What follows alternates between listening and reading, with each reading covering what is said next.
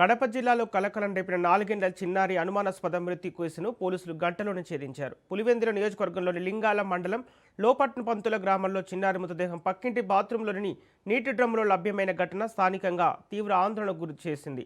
మొదట అనుమానాస్పద మృతిగా భావించిన ఈ కేసులో దర్యాప్తు చేపట్టిన పోలీసులు పాత కక్షల నేపథ్యంలోనే ఈ ఘటన జరిగినట్లు గుర్తించారు. పోలీసుల వివరాల ప్రకారం రామాచారి దంపతుల కుమార్తె నిత్వికను స్థానిక మహిళ సాత్వి హత్య చేసినట్లు విచారణలో తేలింది.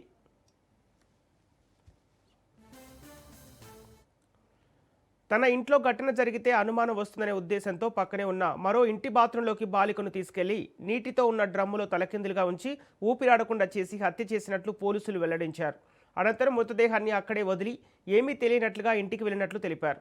సమాచారం అందుకున్న వెంటనే పులివెందుల డీఎస్పీ, సిఐ, ఎస్ఐ ఆధ్వర్యంలో దర్యాప్తు చేపట్టి కేసును ఛేదించినట్లు పోలీసులు వెల్లడించారు. ఘటనపై పూర్తి వివరాలు సేకరిస్తూ తదుపరి చట్టపరమైన చర్యలు కొనసాగుతున్నాయి. ఇదే అంశానికి సంబంధించి పూర్తి డీటెయిల్స్ మా ప్రతినిధి హుస్సేన్ అందిస్తారు. హుస్సేన్, కడప జిల్లాలో కలకలం రేపిన 4 ఏళ్ల చిన్నారి అనుమానాస్పద మృతికి సంబంధించిన అప్డేట్స్ ఏంటి? Okay, thank you Sampath. Kadapa జిల్లా లింగాల మండలం లోపట్నూతల గ్రామంలో చోటు చేసుకున్నటువంటి విషాద సంఘటనకు సంబంధించి కేసును పోలీసులు గంటల్లోనే ఛేదించగలిగారు. గ్రామానికి చెందినటువంటి రామాచారి సుజనశ్రీ దంపతుల కుమార్తె 4 ఏళ్ల నిత్విక. అయితే ఈ చిన్నారి నిన్నటి నుంచే కనిపించకపోవడంతో గ్రామమంతా వెతికారు. అనుమానం వచ్చినటువంటి కారణంగా పక్కింట్లో ఉన్నటువంటి ఉపాధి హామీ మహిళా ఉద్యోగి స్వాతి ఇంటి చుట్టుపక్కల కూడా పరిసరాలను గమనించారు.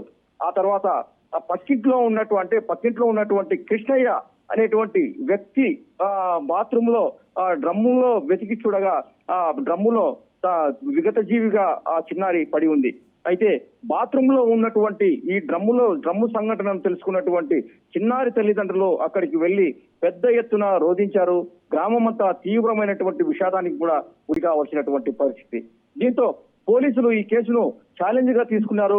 ఆ ఇంటి యజమాని స్వాతితో పాటు ఆ అనుమానం ఉన్నటువంటి మరో 4గురిని కూడా అదుపులోకి తీసుకున్నారు. వారి స్టైల్లో అంటే పోలీసులు విచారించడంతో స్వాతి తొలిత తనకు ఎలాంటి విషయాలు తెలియదని బుకాయించిన ఆ తర్వాత ఆమె ఒప్పుకోక తప్పలేదు. అయితే ఈమె ఈ హత్యకు కారణమని తొలి నుంచి అనుమానాలు ఉన్నా కూడా ఆమెను రాత్రంతా స్టేషన్ లో ఉంచి విచారించడంతో అసలు విషయము ఆమె బయటికి చెప్పినట్లుగా కూడా మనకు సమాచారం ఉంది. అయితే ఈ అంశాన్ని పోలీసు అధికారులు ఇంకా అధికారికంగా ప్రకటించాల్సి ఉంది. వాస్తవానికి స్వాతి లోపట్నూతల గ్రామంలో దాదాపుగా అందరితో గొడవలు పడే నేచర్ అని స్థానికుల ద్వారా మనకు తెలుస్తున్నటువంటి విషయము.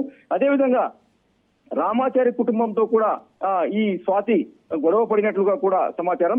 అయితే ఈ పాత కక్షలను మనసులో పెట్టుకున్నటువంటి స్వాతి రామాచారి దంపతుల గారాల పట్టినటువంటి 4 ఏళ్ల చిన్నారి నిత్వికను ఇంటి వద్దకు పిలిచి తలకిందులుగా పక్కింట్లో ఉన్నటువంటి ఆ బాత్రూమ్ నీళ్ల డ్రమ్ములో ముంచి ఊపిరి తీసేసినట్లుగా కూడా మనకు సమాచారం ఉంది. అయితే తొలుత పోలీసులు 4 ఏళ్ల చిన్నారి మృతికి సంబంధించి కారణం ఏమై ఉంటుందని అన్ని కోణాల్లో కూడా పరిశీలించారు. అయితే ఇదే అంశాన్ని పులివెందుల డీఎస్పీ మురళీనాయక్ స్వయంగా రంగంలోకి దిగి డివిజన్ లో ఉంటున్నటువంటి పోలీసు అధికారులను కూడా అలర్ట్ చేశారు. అనుమానితులను వేరువేరుగా అంటే ఒక్కొక్కరిని ఒక్కో స్టేషన్ లో ఉంచి విచారించడం జరిగింది. ఈ విచారణలో స్వాతి తనకు ఏమీ తెలియదని కావాల్సి వస్తే తన ఇంటి చుట్టూ కూడా ఈ సీసీ కెమెరాలు ఉన్నాయి, సీసీ ఫుటేజ్ కూడా మీరు చెక్ చేసుకోండి అని కూడా చెప్పినట్టు సమాచారం. అయితే ఈమె తన ఇంట్లో కాకుండా పక్కింట్లో ఉన్నటువంటి బాత్రూమ్ లోకి తీసుకెళ్లి చంపినటువంటి విషయాన్ని పోలీసులను దారి మళ్లించేటటువంటి అవకాశం ఉంటుందనే ఉద్దేశంతోనే పక్కింట్లోకి వెళ్లి ఆ చిన్నారిని ఊపిరాడకుండా చేసింది. అయితే తప్పించుకోవాలనేటువంటి ఉద్దేశంతో స్వాతిని తనదైన స్టైల్లో పోలీసులు విచారించడంతో అసలైన విషయాన్ని ఆమె ఒప్పుకున్నట్లుగా కూడా తెలిసింది.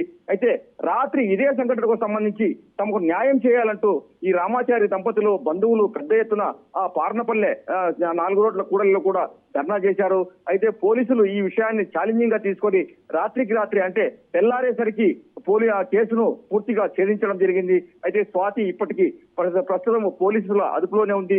అయితే ఇందుకు సంబంధించి పూర్తి వివరాలు మరి కాసేపట్లో వెల్లడించే అవకాశాలు ఉన్నాయి. Sampath. Okay, thank you Hussain.